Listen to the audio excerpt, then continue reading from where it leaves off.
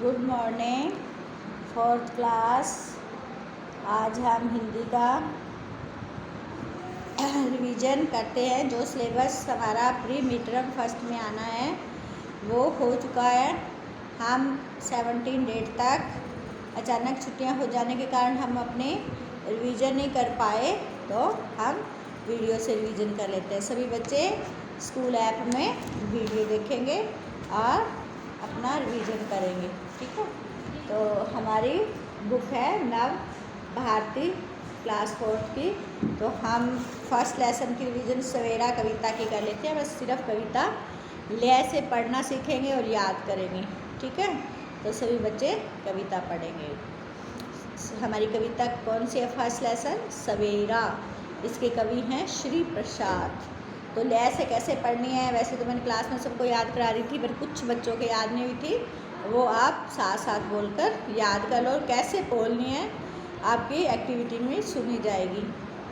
सूरज की किरणें आती हैं, सारी कलियां खिल जाती हैं, अंधकार सब खो जाता है, सब जग सुंदर हो जाता है। चिड़ियाँ गाती हैं मिलजुल कर, बहते हैं उनके मीठे स्वर, ठंडी ठंडी हवा सुहानी, चलती है जैसे मस्तानी। नई ताजगी नई कहानी, नया जोश पाते हैं प्राणी, खो देते हैं आलस सारा, और काम लगता है प्यारा। सुबह भली लगती है उनको, मेहनत प्यारी लगती जिनको, अगर सुबह भी अलसा जाए तो क्या जग सुंदर हो पाए। इसलिए सवेरा होना बहुत ज़रूरी है। जब सुबह होती है, सवेरा होता है, तो सूरज के आते ही फूलों की कलियां जो रात को बंद हो जाती हैं वो सारी सुबह खिल जाती हैं।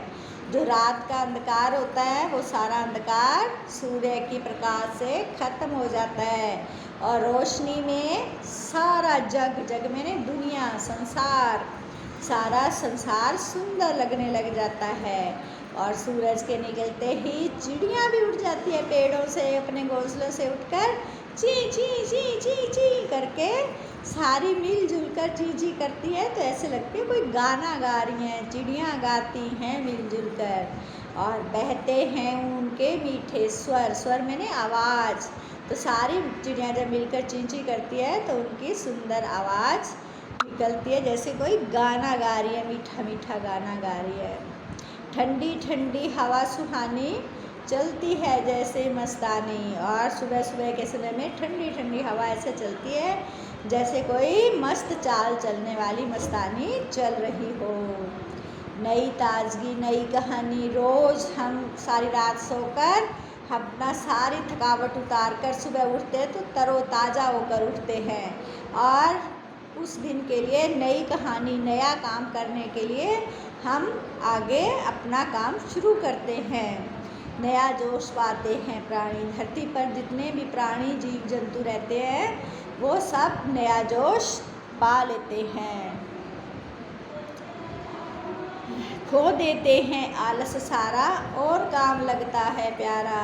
सभी अपना जो आलस होता है वो रात को नींद लेकर अपनी थकावट उतार कर आलस को भगा देते हैं, और सबको सब अपना काम करने में लग जाते हैं। सबको अपना काम अच्छा लगता है ना। जैसे मैं आपको पढ़ाने के लिए आती हूँ स्कूल में, तो सुबह सुबह उठना पड़ता है ना, जल्दी उठो, फिर नहाओ धो, अपना टिफ़िन तैयार करो, तैयार हो, तो हमें आपको पढ़ाना अच्छा लगता है।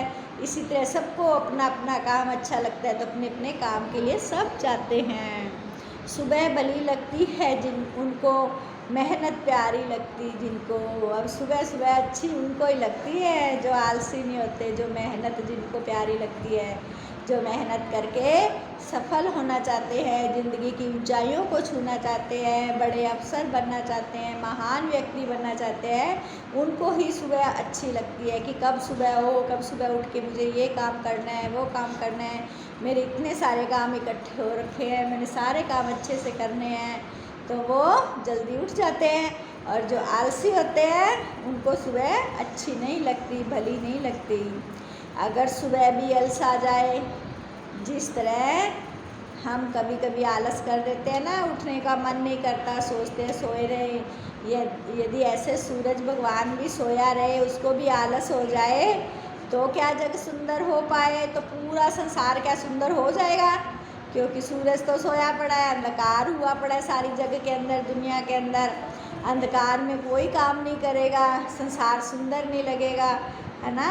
तो इसलिए सूर्य भगवान से हमें ये सीख लेनी चाहिए कि अपने समय पर आ जाना चाहिए अपनी ड्यूटी पर। सूर्य भगवान भी तो ड्यूटी दे रहे हैं ना अपनी, सही टाइम पे आकर सबको उठा देते हैं, सारे संसार में रोशनी पैदा कर देते हैं। तो श्री प्रसाद कवि इस कविता में हमें ये संदेश देना चाहते हैं कि जो सवेरा है, सुबह का समय, वो नई ताज़ी